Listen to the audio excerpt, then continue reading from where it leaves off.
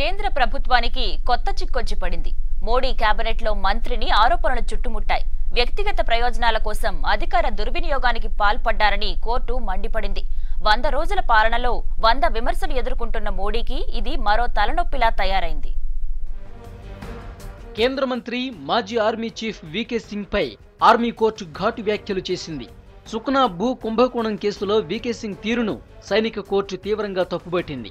వ్యక్తిగత ప్రయోజనాల కోసం సైన్యానికి ఆయన మచ్చతిచ్చారని మండిపడింది. సీనియర్ అధికారులను వేధించారని, రూల్స్ ని వైలేట్ చేసి కోర్టును కూడా ప్రభావితం చేశారని ఆర్మ్డ్ ఫోర్సెస్ ట్రిబ్యునల్ వెల్లడించింది. ఆర్మీలోని 33వ కార్పుకు చెందిన మాజీ కమాండర్ లెఫ్టినెంట్ జనరల్ పీకే రద్దుపై జరుగుతున్న కోర్టు మార్షల్ను రద్దు చేసింది. ఇంతకాలం వేధించినందుకు, ప్రతిష్ట దెబ్బతీసినందుకు ఆయనకు ₹1,00,000 చెల్లించాలని సైన్యాన్ని ఆదేశించింది.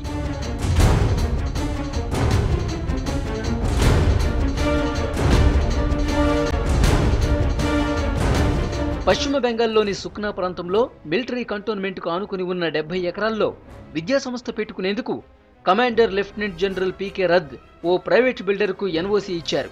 దీనిపై అప్పట్లో ఈస్టర్న్ ఆర్మీ కమాండర్గా ఉన్న జనరల్ వీకే సింగ్ దీనిపై సైనిక విచారణ ప్రారంభించారు. రద్ను దోషిగా తేల్చారు వీకే సింగ్. శిక్షగా రద్ సీనియారిటీని 2 ఏళ్లు తగ్గిస్తూ 2011లో కోర్టు మార్షల్ నిర్ణయించింది. విద్యాసంస్థ ఏర్పాటు అవసరాన్ని సిఫార్సు చేసిన అప్పటి army secretary lieutenant general Awadhesh Prakash పైన విచారణ కొనసాగించారు. అయితే దీనిపై జనరల్ రద్ సైనిక ట్రిబ్యునల్ను ఆశ్రయించారు.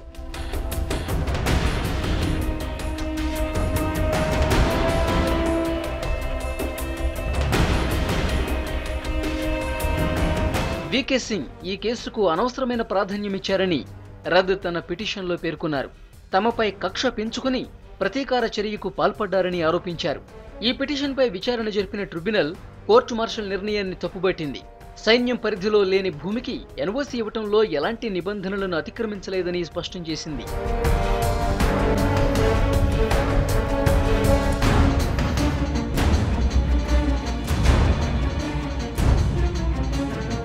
ట్రిబ్యునల్ తీర్పును వీకే సింగ్ తప్పుబట్టారు. దీనిని కేంద్ర ప్రభుత్వం కోర్టులో సవాలు చేయాలని కోరారు. సైనిక విచారణలో అంతా నిబంధనల ప్రకారమే జరిగిందన్నారు.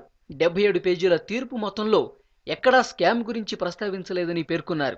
There is a need for people to look at this all over again, and if in 77 pages you do not talk of whether there was a scam or not, what was the validity of the whole thing, whether the all the relevant evidence that was put up in front of the General Court Martial, and you only talk of peripheral individual issues, I think we need to look at it again.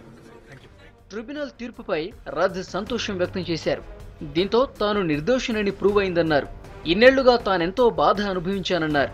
Senior officers చేతిలో సిబ్బంది బలి కాకుండా చూడాలని, ఇలాంటివి repeat కాకుండా చర్యలు చేపట్టాలని రద్ కోరారు.